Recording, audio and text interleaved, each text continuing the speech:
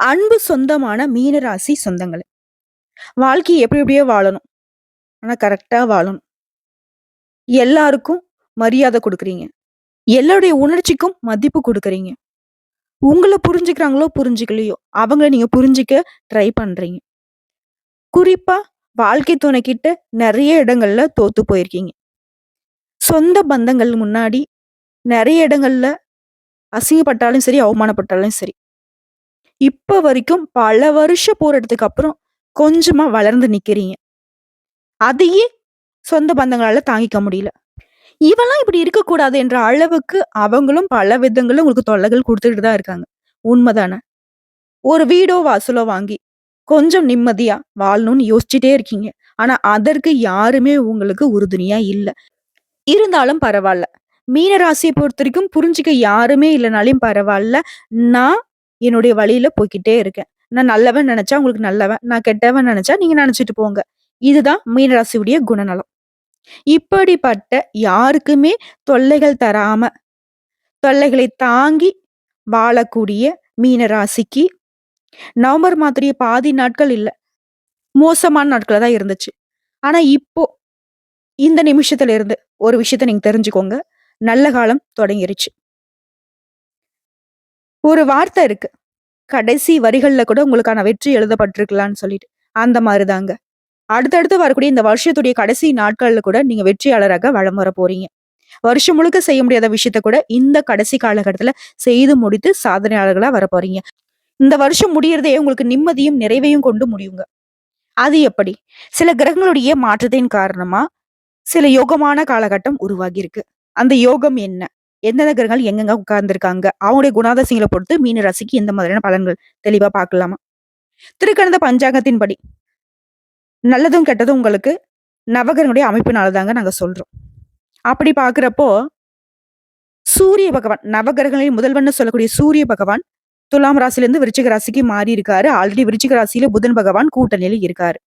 இதை பொறுத்தும் புதாதித்ய ராஜயோகம் உருவாகி இருக்கு. அடுத்ததா சனி பகவான். சனி பகவான் இத்தனை நாளா வக்ரகத்தில இருந்து வக்ர நிவர்த்தி ஆகியிருக்காரு. தன்னோட சொந்த ராசியிலேயே அது கும்ப ராசியிலேயே வக்ர நிவர்த்தி அடைஞ்சிருக்கிறதுனால சஷயோகம் ஏற்பட்டிருக்கு. இந்த 2 யோகம் தான் உங்களுக்கு நல்ல காலத்தை ஆரம்பிச்சு வச்சிருக்கு. அடுத்ததா மத்த கிரகங்கள் எங்கெங்க இருக்காங்கன்னா, சூரிய பகவான் விருச்சிக ராசியிலும், செவ்வாய் பகவான் கடக ராசியிலும், புதன் பகவானும் விருச்சிக ராசியில சூரியன் கூட தான் கூட்டணியில நிக்கிறாரு. ரிஷப ராசியில குரு பகவானும், சுக்கிர பகவான் தனுசு ராசியிலும் நிக்கிறாங்க. சனி பகவான் கும்பத்திலும், மீன ராசியில ராகு பகவானும், கன்னி ராசியில கேது பகவானும் இருக்காங்க. இத அடிப்படையா வச்சுதான் உங்களுக்கான பலன்கள் அமைஞ்சிருக்கு. பார்வையால பலன்களை அள்ளித் தரக்கூடிய குரு பகவானை அதிபதியா கொண்ட மீன ராசிக்காரங்களே. குரு பார்க்க கோடி நன்மைதான். ஆனா அவரு எனக்கு அதிபதியா இருந்து என்னங்க பிரயோஜனம்? நெறைய கஷ்டம் தான் பட்டுட்டு இருக்கேன். இருந்தாலும் ஏதாவது ஒரு விதத்துல மத்தவங்க என்ன வீழ்த்தணும்னு நெனச்சாலும் வீழ்த்த முடியாத இடத்துல தான் நிக்கிறேன். ஒத்துக்கிறீங்களா? அந்த விஷயம் உண்மதானே. அந்த ஒரு பாயிண்ட்ல கூட நீங்க வெற்றியாளரா இருக்கீங்க. அவங்க எவ்ளோ தொல்லைகள் குடுத்தாலும், நீங்க அவங்க நெனச்சாலும் தொட முடியாத இடத்துல தான் நிக்கிறீங்க. இது உண்மதானே. உங்கள பொறுத்தவரைக்கும், இப்போ உங்க ராசியில சூரிய பகவான் 9ஆம் வீட்ல அமர்ந்திருக்காரு. இதனால வீட்ல பெண்களுக்கு நகை நட்டு வாங்கக்கூடிய யோகமான அமைப்பு இருக்கு. அதே நேரத்துல கொஞ்சம் கடன் பிரச்சனையும் தலை தூக்குறதுக்கு வாய்ப்பு இருக்கு. இப்ப என்ன பண்ணும்? தேவையான செலவு என்ன? தேவையில்லாத செலவு என்னன்னு பார்த்து திட்டமிட்டு செலவு பண்ணணும். வரக்கூடிய பணத்த கையிருப்புல இறுக்கி பிடிங்க. தெய்வ பக்தியில மனச அதிகமா செலுத்துவீங்க. தைரியமா செயல்படுவீங்க. வீண் தொல்லைகள் உங்கள விட்டு விலகி போகும். உறவுக்காரங்க விஷயத்துல உங்களுக்கு இருந்த கோபம் விலக்கி வச்சுட்டு அனுசரணையா நடந்துக்க போறீங்க. என்னதான் கோபம் இருந்தாலும் அத எல்லாரும் இருக்கக்கூடிய இடத்துல நீங்க காட்ட மாட்டீங்க. அதே மாதிரி உங்களுடைய கோபத்த உங்க செயல்பாடுகள் தான் வைப்பீங்களே தவிர்த்து வஞ்சகமான பேச்சு பேசுறதோ, இல்ல வஞ்சகமான செயல்பாடுகளில் ஈடுபடுறதோ எப்பவுமே மீனம் பண்ண மாட்டீங்க. சோ எல்லா விதங்களையும் உங்களுக்கு சாதகமான காலகட்டம் தான். நீங்க மத்தவங்களுக்கு பாடம் கற்றுக் கொடுக்கக்கூடிய அளவுக்கு நல்ல காலம்னு வச்சுக்கோங்களேன். அடுத்ததான் சந்திர பகவானுடைய இடம்பெயர்ச்சி அப்படிங்கிறது உங்களுக்கு தொழிலுக்கு சாதகமா நிக்குது. சொந்தமா தொழில் செய்றவங்க, இல்ல கூலி வேலை செய்றவங்க, என்ன வியாபாரம் செய்தாலும் சரி, பொருளாதார ரீதியா உங்களுடைய நிலை உயர்ந்து நிக்குது. வியாபாரம் செய்றவங்க வெற்றிகரமா வியாபாரத்த நடத்துவீங்க. லாபமும் உண்டு. நில விற்பனையில நல்ல லாபம் பார்ப்பீங்க. அடுத்து செவ்வாய் பகவான பொறுத்தவரைக்கும் உங்க ஜாதகத்துல 5ஆம் இடத்துல நிக்கிறாரு. உடல் ஆரோக்கியம் சம்பந்தப்பட்ட பயம் விலகும். விரும்பிய நண்பர்களோட, நெருங்கிய உறவுக்காரங்களோட விருந்து நிகழ்ச்சிகள்ல கலந்து கொள்வீங்க. குடும்பத்தோட குதூகலமாக இருக்க போறீங்க. அரசாங்க ஒப்பந்தங்கள் உங்கள தேடி வரும். உங்களுடைய பாதையில முன்னேற்றம் உண்டு. அடுத்த புதன் பகவான பொறுத்தவரைக்கும், உங்க ராசிக்கு 9ஆம் வீட்ல இருக்காரு. துணிச்சலோட தொழில்ல முதலீடுகளை அதிகரிப்பீங்க. சின்ன வியாபாரமோ, இல்ல பெரிய வியாபாரமோ சிறப்பான லாபம் உண்டு. போட்டி பந்தயங்கள்ல உங்களுக்கு தாங்க நல்ல பலன்கள் கிடைக்கும். தீய எண்ணங்கள் அப்படிங்கிறது உங்களுக்கு சுத்தமே ஆகவே ஆகாது. தீய நண்பர்களையோ, தீய பழக்கம் கொண்டவர்களையோ பக்கத்துல சேத்தாதீங்க. அப்படி வந்துட்டு தெரிஞ்சோ தெரியாமலோ அவங்கள பக்கம் வச்சிருக்கீங்க அப்படின்னாக்கா, அதனால அவமானங்கள சந்திக்கிறதுக்கு வாய்ப்புகள் அதிகம். பார்த்து சூதானமா இருந்துக்கோங்க. அடுத்த குரு பகவான பொறுத்தவரைக்கும் உங்க ஜாதகத்துல 3ஆம் இடத்துல அமர்ந்திருக்காரு. இவர பொறுத்தவரைக்கும் உங்க ராசிக்கு அதிபதி இல்லையா? இவரால வேலையில மாற்றம் உண்டாகும். வெளியூருக்கு போவீங்க. வெளியூர் பயணங்களின் மூலம் அனுகூலமான பலன் உண்டு. அடுத்த சுக்கிர பகவான பொறுத்தவரைக்கும் 10ஆம் வீட்ல இருக்காரு. கூட்டு தொழில்ல அதிக நன்மைகள் பெறுவீங்க. அதற்கான வாய்ப்புகள் வீடு தேடி வரும். ஃப்ரெண்ட்ஸ் கூட சேர்ந்து ஏதோ பிசினஸ் பண்ணலாம்னு இருக்குங்க.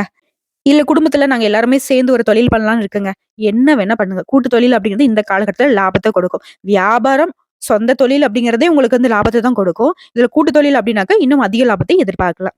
அதற்கான வாய்ப்பு அப்படிங்கிறது வீடு தேடி வரும்னே சொல்லிட்டேன். வரக்கூடிய வாய்ப்பு மட்டும் கரெக்ட்டா பயன்படுத்தினா போதும். மீன ராசி அப்படிங்கிறது மீண்டு வரக்கூடிய ராசியா மாறிடுவீங்க. அதாவது சனி பகவான பொறுத்தவரைக்கும் ராசிக்கு 12ஆம் இடத்துல இருக்காரு. இவரால ஏதாவது சிக்கல் வருமோ அப்படின்னு நீங்க நினைச்சீங்கன்னாக்கா அது கிடையாது. இவரால உங்களுக்கு நல்லதே நடக்க போகுது. நீங்க எத நினைச்சு பயந்தீங்களோ, அது உங்களுக்கு சாதகமா நடக்கும்.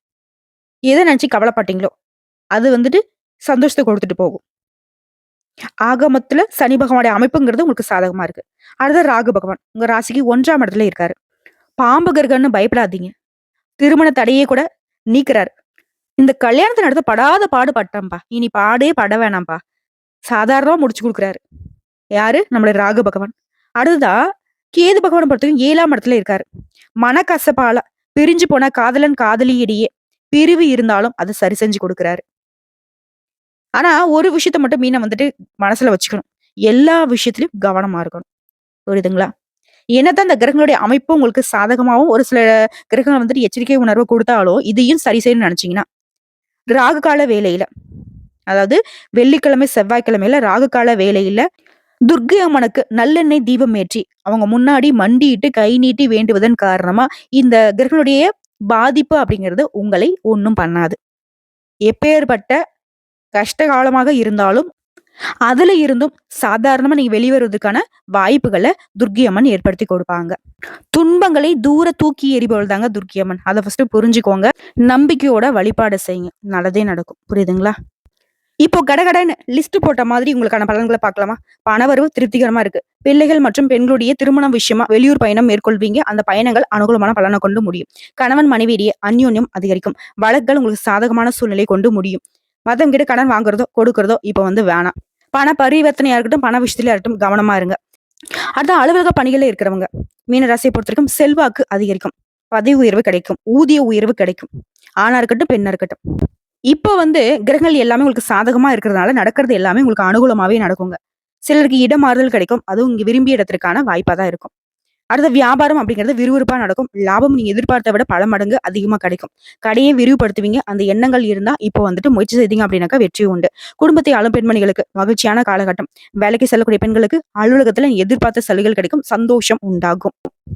குறிப்பா கூலி வேலை செய்யறேன், இல்ல வந்து பெட்டி கடை வச்சு நடத்திட்டு இருக்கேன், இல்ல இப்படி இந்த காய்கறி வியாபாரம் பண்றேன், எந்த தொழில் செய்தாலும் சரிங்க.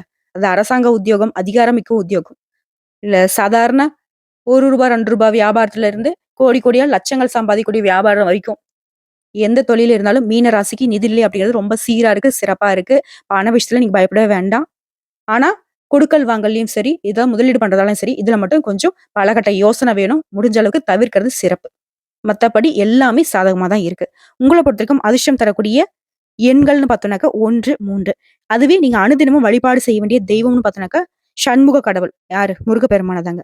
அனுதினமும் முருகனை வழிபாடு செய்ய தினமும் காலையில வீட்டுல பூஜை அறையில தீபம் ஏற்றி 27 முறை ஓம் முருகப்பெருமானை போற்றி போற்றி இவருடைய நாமத்தை சொல்ல நல்லது நடக்கும். நல்லது மட்டுமே நடக்கும். வந்த கஷ்டங்கள் கரைந்து போகும். வரக்கூடிய கஷ்டங்கள் விலகி போகும். கடவுள் உங்களுக்கு துணை வருவாங்க.